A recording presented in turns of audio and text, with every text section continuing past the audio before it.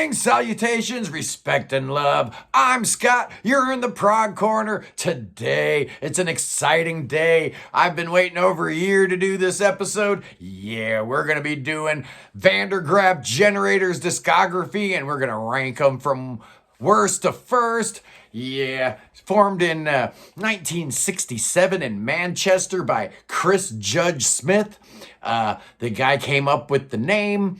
He had a book of different band name ideas, and I guess he and his bandmates Nick Peem and some guy named Peter Hammill came up with the idea to form this band, Graaf Generator. That early lineup released one single back in 1968, but it disbanded, and we had a better version of Graaf Generator coming up. They were signed to Charisma. I believe they were the very first band signed to Charisma. If you don't know Graaf Generator, they're not your typical prog. These guys are dark, very intense, very emotional, very personal lyrically, a lot of psychological stuff going on in their music and in Peter Hammill's brain. They never had any success either in the UK or in the US. Well, actually, they had one album chart in the UK. They had no albums chart in the US. So why are we even talking about this band? Well, they had quite a bit of success in Italy, where several of their albums topped the album charts over there. And as a result, Graaf Generator is one of the bands that absolutely helped solidify and form the whole RPI movement in Italy. Yeah, a lot of those Italian bands were influenced by ELP and Jethro Tull primarily, but a whole bunch of Graaf Generator's music ended up in RPI. They broke up after 4 albums, and they came up with a whole bunch of really cool stuff. Yeah, the band wasn't together, but they put out there were 4 solo albums that Peter Hammill put out, which were basically Graaf Generator albums. His second album, Chameleon in the Shadow of the Night, The Silent Corner and the Empty Stage in 74, In Camera in 74, also Nader's Big Chance in 75. Those were all done during that interim, but they might as well be considered Graaf Generator albums.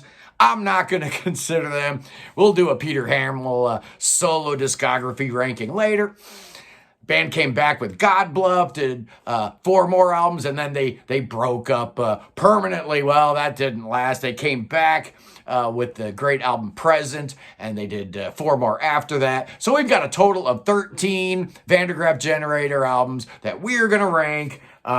These guys had some really famous fans, not least of which is Johnny Rotten from the Sex Pistols is a big fan, which is kind of cool. But we're not going to waste any more time. Let's rank these albums, shall we? At number 13, yeah, it's one of the comeback albums from the 21st century. This one came out in 2012.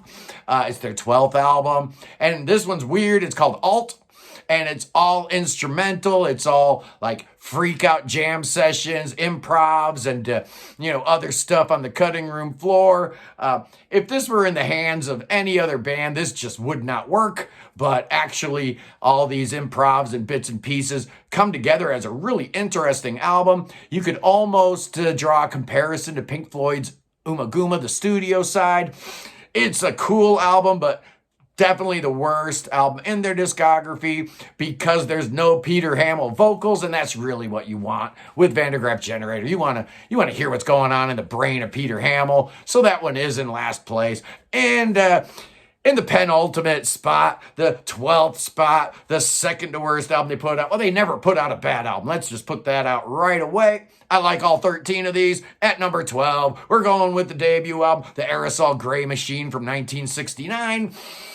Which was, for all intents and purposes, a solo album. It was, in fact, supposed to be a solo album, but in order for Peter to get out of his contract with Mercury, he was already signed with Charisma with the band, so I guess they just decided to do this as a Graaf Generator album. It was only released in the US originally, and it's a pretty cool record. It's not bad because you've got Peter Hammill. The band's here. You got Hugh Banton, you got Guy Evans, Keith Ellis is playing bass here, and there's no David Jackson, so it doesn't have, the saxophone of him, which is such a big selling point. This is a cool album, but the only thing on here that really sounds like Van der Graaf Generator is Octopus, and that's a great song. At number 11 from 2011, it's Grounding in Numbers. This is a better album than a lot of people think. It's always near the bottom on these rankings, and that's really unfortunate because I actually really like how this album starts a lot. Hugh Padgham did the mixing on this, so there's a little bit of outside help, so it's got a crisp sound. This was at the point where David Jackson had left the band, so now they're a three-piece. You got Hugh Batten, Guy Evans, and Peter Hammill. On this album starts out phenomenal. I love the first three tracks on this song. Your Time Starts Now, Mathematics, and Highly Strung. So good. And the album ends really strong with All Over the Place. A little soft in the middle, gets a little mellow. It's not great in places, but man, it starts out real good, so it's definitely worth your time. At number 10. From 1977, probably the weirdest album in their discography, The Quiet Zone / The Pleasure Dome. At this point, Hugh Batten and David Jackson had left the band, so they were replaced by Nick Potter comes back, the old bass player from the early days, and a guy from String Driven Thing by the name of Graham Smith on violin. So you don't get any of that usual Van der Graaf Generator sound. Yeah, David Jackson appears on this album on a couple of tracks, but it's really sparse.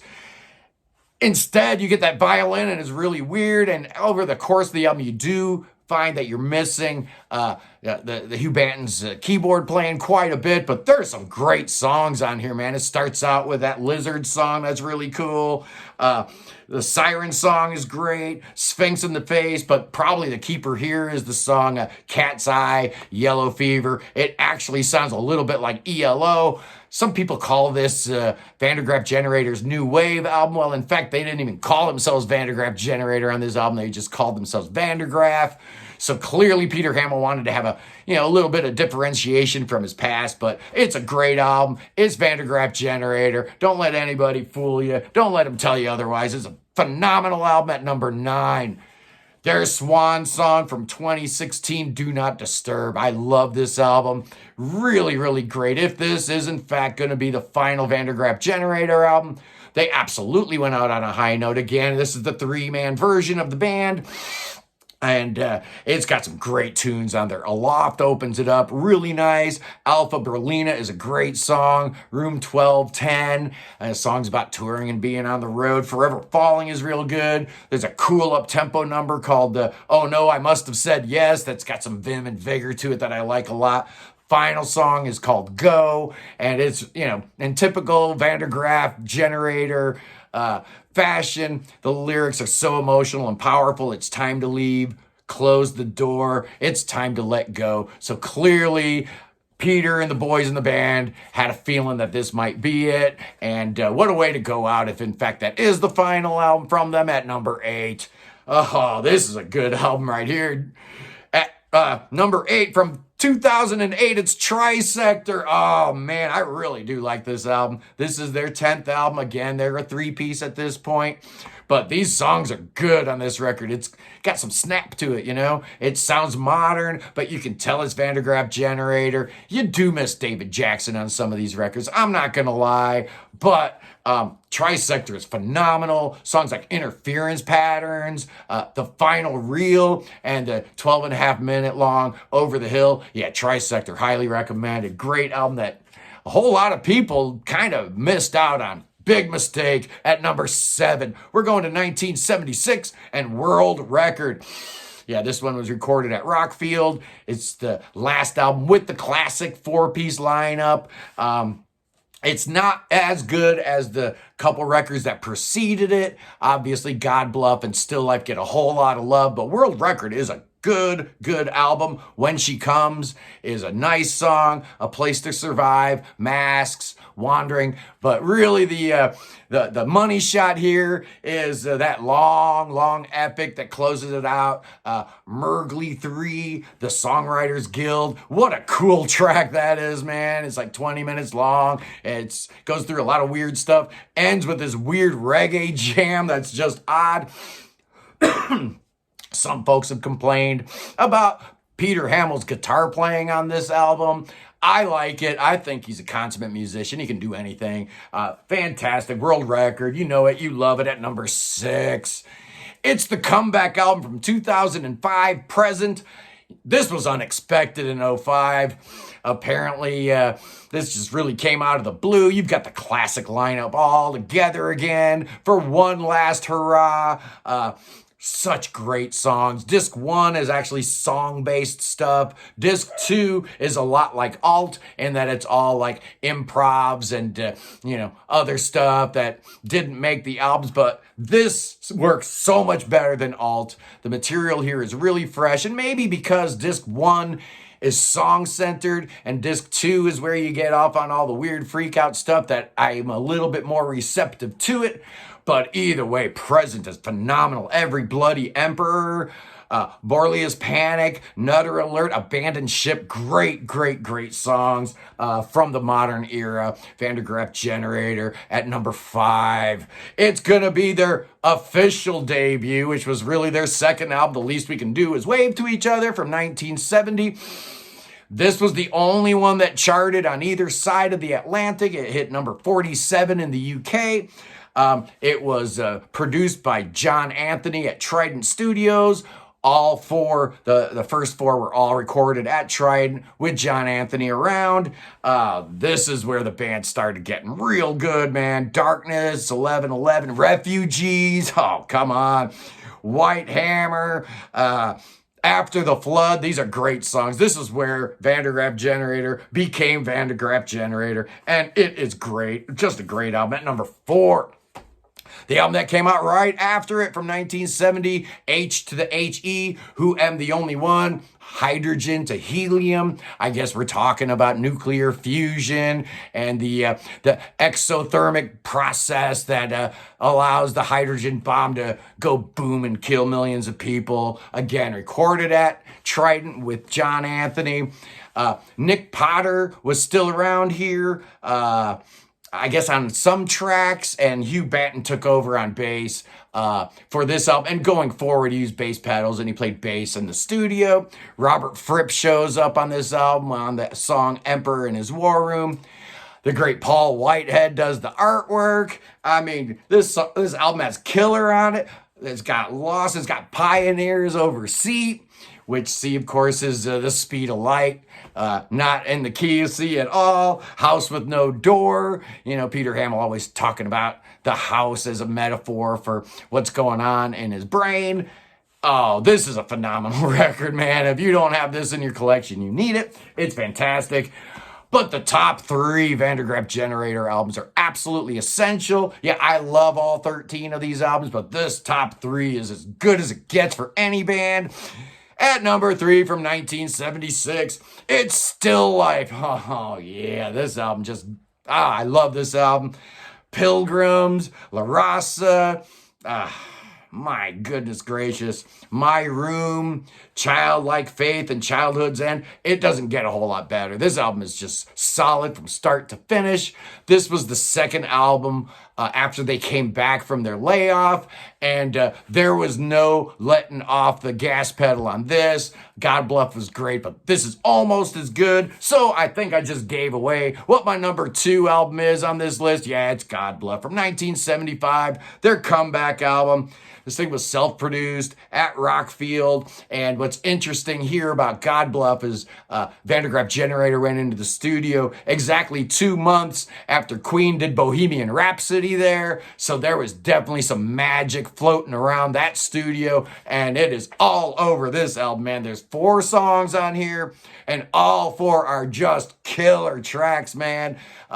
If you're making a best of Graaf Generator mix, all 4 of these songs are probably going to make it. The Undercover Man, Scorched Earth, Arrow, The Sleepwalkers. They're all around like 10 minutes long. All 4 of them are absolutely phenomenal. So why isn't it my number 1 album on the list? Well, in 1971, before they broke up, they put out a little album called Pawn Hearts.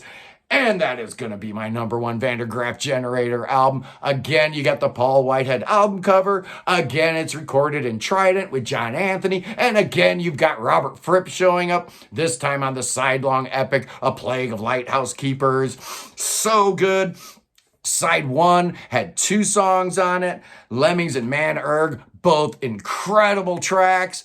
The U.S. version had a 4th song, well, 3rd song on side 1, 4th song on the running list, called Theme 1, which is a song written by George Martin for the BBC. And apparently, after they heard Graaf Generator's version, they stopped using George Martin's version and started using Graaf Generators. But yeah, all 4 of those songs are just incredible. Probably being that this was my introduction to Graaf Generator, that's probably why I have it at number 1. But sue me, whatever. Flip a coin between it and Godbluff. They're both incredible records. Man, Graaf Generator, just so far ahead of their time, just so amazing. I really do love them. Yeah, they influenced a whole bunch of bands, so I'll probably do a Under the Influence episode geared towards those bands that were influenced by the great Graaf Generator. And the 2 that come to my mind right off the top of my head, Discipline and Verbal Delirium. But there are dozens and dozens, possibly hundreds of bands that were influenced by this incredible group. Anyway, I'm sorry I missed you guys yesterday. Work was calling. Man, I hate work. I wish I could do YouTube full time. I hate having to go into work and punch a clock. But that's what happened yesterday. So I'm back today. We'll see if I can squeeze another episode out tomorrow. Probably not. You know how I do. But anyway, I love you guys. Peace in the Middle East. And God save the king. Save that king, please. And save King Charles III too. Why not?